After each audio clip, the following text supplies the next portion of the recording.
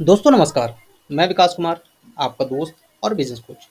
दोस्तों, फ्री व्यापार स्कूल में मैं हमेशा आपको नए नए बिजनेस आइडिया, नए नए बिजनेस टिप्स बताता हूँ। इस बीच मैंने दोस्तों पेट्रोल पंप से रिलेटेड बहुत सारे वीडियोस बनाए हैं, जिनका लिंक मैंने डिस्क्रिप्शन बॉक्स में दे दिया है और आई बटन पे दे दिया, आप वहाँ से देख सकते हैं। दोस्तों, डॉक्यूमेंट्स कैसे अपलोड करना है और साथ ही कौन कौन से डॉक्यूमेंट्स हैं जो अपलोड करने हैं और अपलोड करने में कोई मिस्टेक ना हो, उसके लिए ये वीडियोस जरूर आप देख लें। दोस्तों, जो सिंगल एप्लीकेशन के थे उनका सिलेक्शन स्टार्ट हो चुका है और आगे आने वाले टाइम पे ड्रॉ भी स्टार्ट होगा।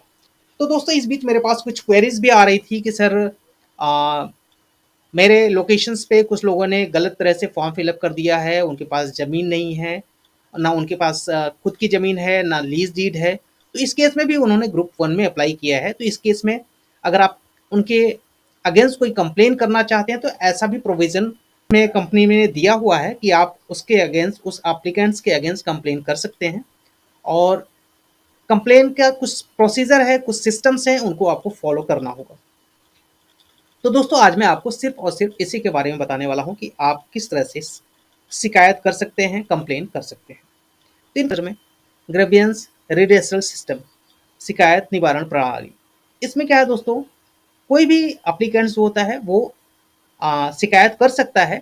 उसके लिए क्या है, उसे 5,000 रुपये की फीस जमा करनी होगी। किसके नाम पे? ये जिस भी कंपनी में आप अप्लाई करना चाहते हैं, जिस भी कंपनी में कंप्लेन करना चाहते हैं, उस कंपनी के नाम से, और जहाँ पे भी उसका नोडल ऑफिस हो, जहाँ पे उसकी ऑफिस हो, उसके फेवर में आपको एक बैंक ड्राफ्ट बना के देना होगा और इस तरह से आप कंप्लेन कर सकते हैं। अगर दोस्तों बिना फीस के आप कंप्लेन करेंगे, तो इस केस में आपका जो कंप्लेंट होगा वो रिसीव्ड होगा, बट उस पे जो है कोई एक्शन नहीं लिया जाएगा। ठीक है? तो इसके कुछ पॉइंट्स हैं दोस्तों, हम इसको समझते हैं।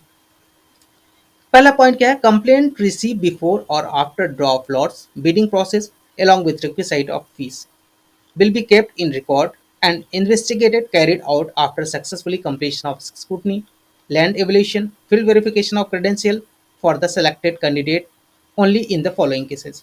इसमें क्या है दोस्तों कि जो भी ड्रॉ होगी या बोली लगेगी या फिर जिसका डायरेक्ट सिलेक्शन हुआ है, उसके लिए आप जो है कंप्लेन कर सकते हैं दोस्तों। उसमें कुछ कंडीशंस हैं कि आपको 5,000 रुपये की फीस देनी पड़ेगी और सफल होने के बाद जांच की जाएगी। मतलब जो भी उनका लैंड एविलेशन होगा, फील्ड वेरिफिकेशन होगा, और जब फील्ड वेरिफिकेशन का सत्यापन हो जाएगा, इस केस में उस कैंडिडेट के अगेंस्ट आप एप्लीकेशन या उसकी जांच की जाएगी। ठीक है? इसमें क्या है, दो टाइप्स के हैं दोस्तों। एक क्या है, general complaints with verifiable facts. इसमें क्या है, सत्यापन योग्य तथ्यों को देके, डॉक्यूमेंट्स को देके आप शिकायत कर सकते हैं। दूसरा क्या है, कंप्लेंट अगेंस्ट सेलेक्टेड कैंडिडेट्स, मतलब जिनका सिलेक्शन हो गया है उनके अगेंस्ट भी आप कंप्लेंट कर सकते हैं। उस केस में क्या है दोस्तों, सेलेक्टेड कैंडिडेट के आगे देखिए स्टार लगा हुआ, स्टार का इन्होंने मतलब समझाया हुआ है। क्या है selected candidate means? Selected candidate का मतलब क्या है कि जिसका फील्ड वेरिफिकेशन कंप्लीट हो गया हो और उसको जो है एलवाई जारी करने के लिए वो पात्र हो गया हो, मतलब उसको एलवाई मिले, वो उसको एलवाई मिलने की कंडीशन पे आप जो है उसको कंप्लेन कर सकते हैं या उसकी जांच की जाएगी। ठीक है? दूसरा पॉइंट क्या है दोस्तों, any complaint received after 30 day from the date of lots bidding direct selection will not be entertain. मतलब कोई भी अगर आप कंप्लेन करते हैं दोस्तों, कोई भी ऐसा कंप्लेन जो ड्रॉ ऑफ लॉट्स या बिडिंग या डायरेक्ट सिलेक्शन के 30 दिन के बाद होगा, उस पर कोई भी विचार नहीं किया जाएगा, कोई भी उस पर आपका विचार नहीं किया जाएगा और उस पर आप कुछ कर भी नहीं सकते हैं। ठीक है? तीसरा क्या है, anonymous complaint without verifiable fact will not be investigated. मतलब दोस्तों, अगर जो भी आप कंप्लेन करते हैं उसमें आप सत्यापन योग्य तथ्यों को अगर आप नहीं लगाते हैं, ठीक है, या अज्ञात शिकायत करते हैं, तो ऐसी केस में कोई भी जांच नहीं की जाएगी। ठीक है? नेक्स्ट क्या है दोस्तों, ऑन रिसिप्ट ऑफ कंप्लेंट, जब कोई कंप्लेन करेगा तो इस केस में जब उस कंप्लेन रिसीव होगी, a letter will be send by the oil company to the complainant, ठीक है, थ्रू रजिस्टर्ड और स्पीड पोस्ट। इसमें क्या है दोस्तों, अगर कोई कंप्लेन करता है तो जो भी शिकायत करता होगा उसको एक लेटर स्पीड पोस्ट के द्वारा या रजिस्टर्ड स्पीड पोस्ट आपको भेजा जाएगा।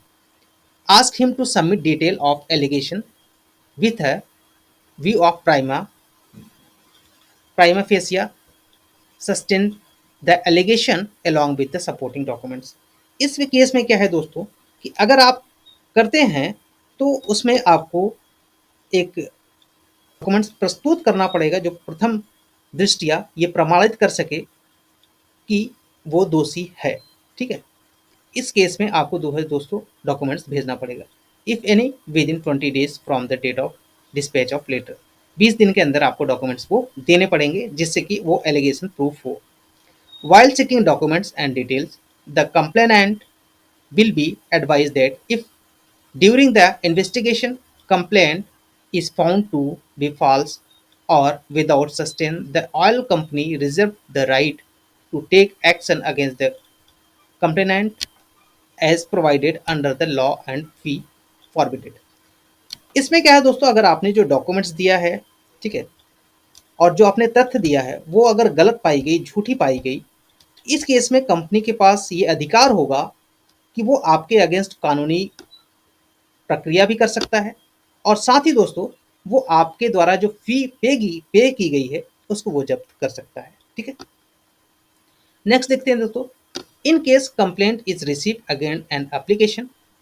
अगर कोई कंप्लेंट जो है किसी आवेदक के अगेंस्ट प्राप्त होती है, who has not been selected, और वो चयनित नहीं हुआ है, the same will be kept in abeyance, मतलब इस केस में उसको स्थगित रखा जाएगा। ठीक है, in case the LOI against selected candidate is cancelled and the applicant against whom the applicant was received get provisionally selected, subsequently the complaint will only then be investigated। इस केस में क्या है दोस्तों, यदि कोई चयनित उम्मीदवार के विरुद्ध LOI रद्द कर दिया गया है, ठीक है, और जिस पर आवेदक के खिलाफ शिकायत प्राप्त हुई है उसका अंतरिम चयन हो जाता है, उसके बाद ही शिकायत की कोई जांच की जाएगी। ठीक है, ये चीज आप ध्यान रखें। नेक्स्ट देखते हैं दोस्तों, if applicant is not required to इस complaint is not required to investigation, the fee received will be refunded to the complainant. ठीक है, अगर दोस्तों कोई ऐसा केस है, ये शिकायत की गई है जहां पे जांच करने की आवश्यकता नहीं है, तो इस केस में दोस्तों क्या होगा, जो भी शुल्क, जो भी फी आपने दिया है वो आपको रिटर्न कर दिया जाएगा और उसके कुछ जो भी अपने रीजंस होंगे वो आपको इन्फॉर्म कर दिया जाएगा। ठीक है, the complainant informing that the complaint has not been investigated since the candidate against whom the complaint has been made has not been selected। अगर दोस्तों कोई ऐसा है कि जो सेलेक्ट नहीं हुआ है और उसके अगेंस्ट कोई आपने कंप्लेन किया है, तो इस केस में भी दोस्तों जो पैसे होंगे वो आपके रिटर्न कर दिए जाएंगे। ठीक है, नेक्स्ट देखते हैं दोस्तों कि in case complaint is receive without requisite fee 5000 और received after 30 days of declaration of result, the complaint would not be entertained and complainant would be advised reason for the same। दोस्तों क्या है कि अगर सपोज दैट कि आपने 5,000 रुपये की जो उनकी फीस है उसको पे नहीं किया, या फिर आप 30 दिन के बाद कंप्लेन करते हैं तो उसको एंटरटेन नहीं किया जाएगा, उस पर कोई कार्रवाई नहीं की जाएगी। ठीक है, इस चीज़ का आप ध्यान रखें। तो जो भी कंप्लेन करना है वो 30 दिन के अंदर ही आपको कर लेना है, इस चीज़ का आपको ध्यान रखना है। Oil marketing company will examine response the complainant if it is found that the complaint does not have specific and verifiable allegation, the same will be filed and complaint fee will be forfeited, complaint will be advised accordingly। इसमें क्या है दोस्तों, यदि कोई शिकायत होती है जिसमें आपने 5,000 रुपये का फीस पे किया है, ठीक है, और इस केस में जो आपने शिकायत किया, जो आपने डॉक्यूमेंट्स दिया, वो अगर प्रूफ नहीं होता है, जो आपने सपोज दैट गलत इंफॉर्मेशन देके कंपनी को परेशान करना चाहा और उसको कंपनी को इसके इन्वेस्टिगेशन के लिए प्रॉब्लम आनी पड़ी, अगर वो इन्वेस्टिगेशन होता है और जो आपने एलिगेशन लगाया है वो प्रूफ नहीं होता है, इस केस में आपका जो शुल्क है वो जब्त कर लिया जाएगा शिकायतकर्ता को तदनुसार सलाह दी जाएगी। ठीक है, शिकायतकर्ता को कुछ सलाह भी दी जाएगी। If a decision is taken to investigation the complaint, decision on the complaint will be taken as under and inform the complaint। इस केस में क्या है दोस्तों, यदि शिकायत की जांच करने का निर्णय लिया जाता है तो शिकायत पर निर्णय लिया जाएगा। इसके लिए शिकायतकर्ता को भी सूचित किया जाएगा, जो भी वहां पे जिसने भी कंप्लेन किया है उसको ये इंफॉर्मेशन दी जाएगी। इसमें क्या है, complaint not sustained. In case the complaint is not sustained, it will be filed to complaint fee will be forwarded. Complaint will be advised accordingly। देखिए दोस्तों, अगर कोई इन्वेस्टिगेशन होता है तो आपको इन्फॉर्म किया जाएगा, और अगर दोस्तों जो आपने शिकायत दी है वो प्रूफ नहीं होता है, वो प्रमाणित नहीं होता है, ऐसी कंडीशन में क्या होगा, जो आपने शुल्क दिया वो जब्त कर लिया जाएगा। ठीक है, इस्टेब्लिश कंप्लेंट। अगर दोस्तों जो आपने शिकायत की है वो स्थापित हो जाता है, वो प्रूफ हो जाता है, इस केस में क्या है, in case establish complaint the complaint will be advise accordingly and suitable to action would be taken. In this case the complaint fee collected from 5,000 will be refunded. अगर दोस्तों शिकायत प्रूफ हो जाती है तो इस केस में जो आपने कंप्लेन करने के लिए 5,000 रुपए का डिमांड ड्राफ्ट के थ्रू आपने कंपनी को पे किया है वो आपका रिटर्न किया जाएगा।